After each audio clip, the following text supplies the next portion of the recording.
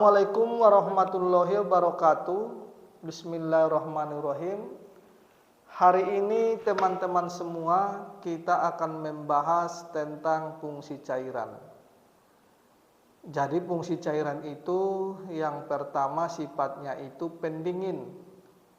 Yang kedua itu sifatnya pembersih. Yang ketiga itu sifatnya penghantar, ya.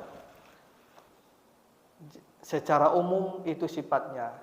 Biar kita gambarkan ya. Sifat cairan itu selalu gravitasi dan selalu turun ke bawah. Jadi bila terjadi hambatan di dalam tubuh, maka akan menyebabkan bendungan. Sehingga kita membutuhkan suatu panas untuk menyebarkan cairan itu biar tidak terjadi genangan. Begitu gambarannya. Jadi pertanyaannya, hambatannya itu timbul di mana? Atau hambatannya itu lokasinya di mana?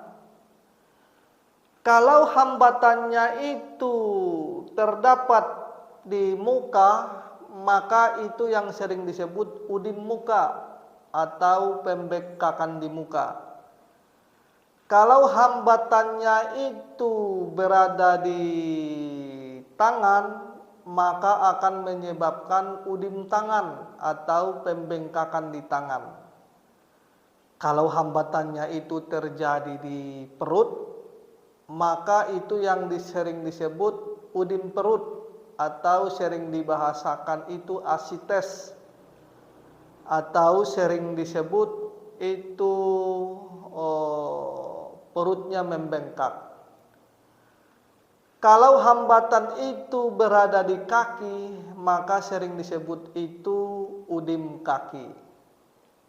Jadi kalau di dalam tubuh itu ada hambatan sehingga tubuh itu terjadi genangan atau tubuh itu terjadi pembengkakan, maka kita membutuhkan panas untuk menyebarkan cairan itu ke seluruh tubuh. Setelah nanti cairan itu sudah tersebar, maka itu akan dibuang lewat 4 lubang. Yang pertama nanti lubang dari respirasi atau dari hidung. Yang kedua lubangnya itu dari pori-pori atau dari keringat. Yang ketiga itu lubangnya itu dari pembuangan air kecil atau urin. Yang keempat itu pembuangannya itu lewat feses atau lewat buang air besar. Ya, jadi gambarannya begitu. Kemudian begini.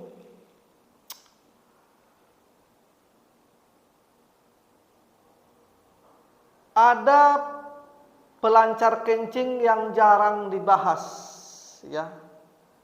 Jadi pelancar kencing itu ada 2 macam.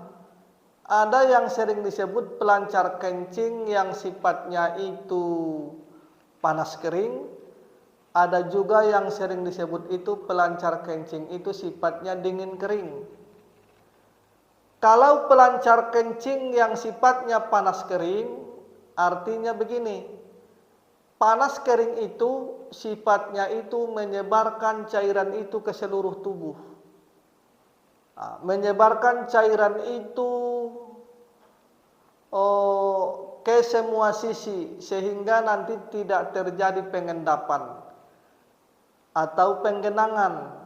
Jadi kalau cairan itu sudah disebarkan ke semua sisi atau ke seluruh tubuh, maka kalau dia berlebih, maka dia akan dikeluarkan lewat 4 lubang yang tadi. Lubang dari respirasi atau dari hidung itu, lubang dari pori-pori atau dari keringat ya, terus lubang dari pembuangan air kecil atau sering disebut urin, lubang dari pembuangan air besar atau sering disebut itu feses, maka pembuangannya lewat sana. Jadi biasanya sifat panas kering ini, ya, obat yang bersifat panas kering itu sering difungsikan buat seseorang itu yang bersifat tubuhnya lembab dingin. Tandanya itu lidahnya tebal dan pucat. Diingat ya. Jadi sifat atau obat yang bersifat panas kering itu selalu difungsikan itu buat seseorang yang kondisi tubuhnya itu bersifat lembab dingin.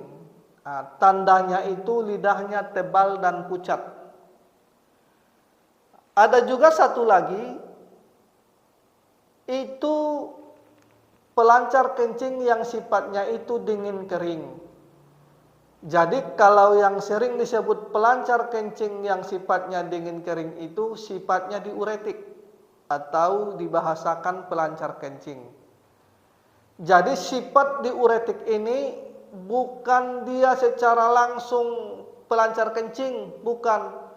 Tetapi sifat diuretik itu membuang atau membersihkan lembab panas yang ada di organ.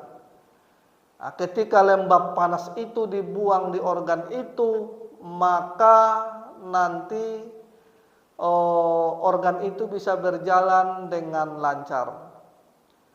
Jadi ketika terjadi pembengkakan di muka, ketika terjadi pembengkakan di tangan, ketika terjadi pembengkakan di perut, ketika terjadi pembengkakan di kaki, tekniknya itu bukan melancarkan kencing, tetapi tekniknya adalah membuang lembab panas yang mengganggu organ itu. Jadi kalau lembab panasnya dibuang, maka organ itu bisa berfungsi lagi dengan semestinya atau dengan normal.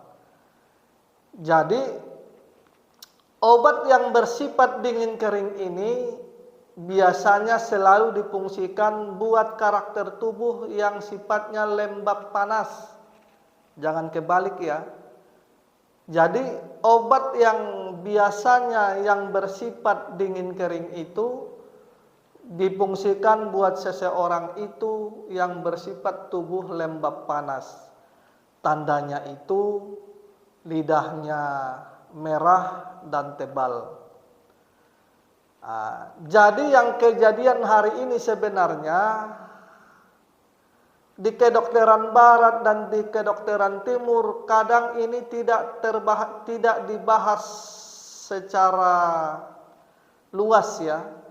Akhirnya kita di lapangan ini kurang memahami yang mana yang sering disebut itu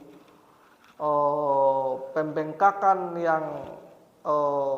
yang disebabkan karena panas kering, yang mana yang sering disebabkan dingin kering. Karena memang di kedokteran barat dan di kedokteran timur ini tidak dibahas secara luas. Akhirnya kita di lapangan ini juga banyak yang tidak bisa membedakan. Jadi yang lebih kenyataannya sehari-hari, asal ada terjadi pembengkakan langsung dikasih obat diuretik. Ini sebenarnya kesalahan yang sangat fatal sekali ya. Jadi kalau di tempat kita sebenarnya begini. Kalau di tempat kita itu, kalau memang dia itu disebabkan karena penumpukan cairan baik di muka, di tangan, di perut ya, di kaki. Kalau memang sifatnya itu disebabkan karena lembab dingin, maka obatnya itu sifatnya panas kering. Kalau di tempat kita itu biasanya bisa pakai tonik teriang, bisa pakai remanal, bisa. Dan biasanya pembengkakan ini juga sering disebabkan kelembapan di area bawah. Bisa nanti kombinasi THE dengan remanal juga bisa kombinasi THE dengan tonik teriang. Tetapi kalau memang pembengkakannya disebabkan karena lembab panas yang menyerang organ itu sehingga organ itu tidak bisa berfungsi dengan maksimal, maka tekniknya itu lembab panas yang dibersihkan. Maka obatnya itu biasanya di tempat kita itu pelancar kencing namanya. Jadi memang ini teman-teman semua ini pelancar kencing ini jarang dibahas. Jadi sebenarnya pelancar kencing itu ada dua, tapi yang berkembang di pasaran itu sebenarnya hanya ada satu. Ya, jadi asal kencing kasih obatnya itu yang kecil-kecil lah, kecil-kecil belinya di apotek. Jadi asal obat ada pembengkakan kasih, nanti kencingnya lancar gitu.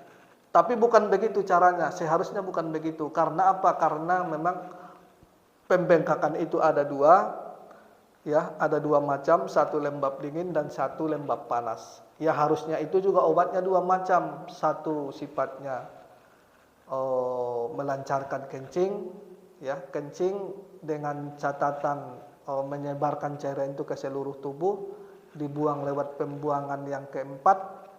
Nah, yang kedua ini membuang lembab panas itu, kemudian dibuang lewat dua pembuangan. Dua pembuangan itu biasanya bisa lewat urin dan juga bisa lewat BAB. Jadi ini ada gambaran yang secara berbeda ya. Biasanya kalau yang lidahnya pucat, tebal, biasanya pembuangan cairan itu bisa dari 4 lubang. Dari respirasi, dari keringat, dari pembuangan air kecil, dan pembuangan air besar. Tetapi kalau yang lidahnya merah, disebabkan karena serangan lembab panas, biasanya pembuangan itu ada dua. Hanya pembuangan lewat dari pembuangan air kecil dan pembuangan air besar. Jadi ketika nanti cairan itu dibuang dari lewat pembuangan air kecil dan pembuangan air besar, maka bengkak yang ada di tubuh itu juga nanti